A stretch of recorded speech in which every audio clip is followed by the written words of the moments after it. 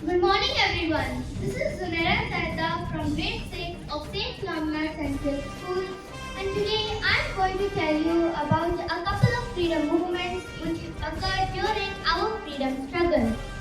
India, that is Bharat, is known for its cultural heritage and diversity.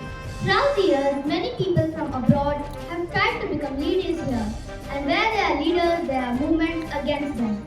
India was a rich and powerful land, but many foreign rulers like the Mughals, the Portuguese, the Dutch, the French, and finally the British came to India to trade. Slowly, the British took control over many parts of India. They made unfair rules, took away our wealth, and treated Indians badly.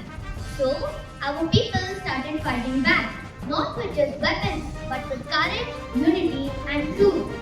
From the late 1500s to early 1600s, numerous peasant, tribal, and local rebellions emerged in Bengal and Assam. In the 1600s to 1700s, the Mughals were powerful, but by the mid 1700s, the British East India Company started taking control over Indian territory. In 1857, the First War of Independence, also known as the Revolt of 1857, took place. Brave leaders like Rani Lakshmibai, Mangal Pandey, and Tatia Tope fought for our freedom.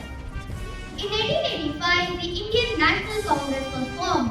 Leaders like Dadabhai Naoroji and Gopal Krishna Gokhale started asking for Indian rights.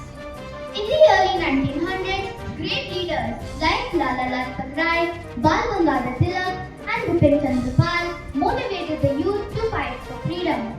Mahatma Gandhi came in 1950. He believed in non-violence and truth.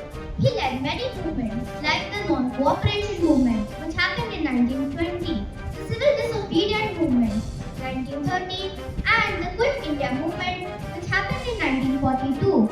Other heroes like Subhash Chandra Bose, Bhagat Singh, and Jawaharlal Nehru also played major roles.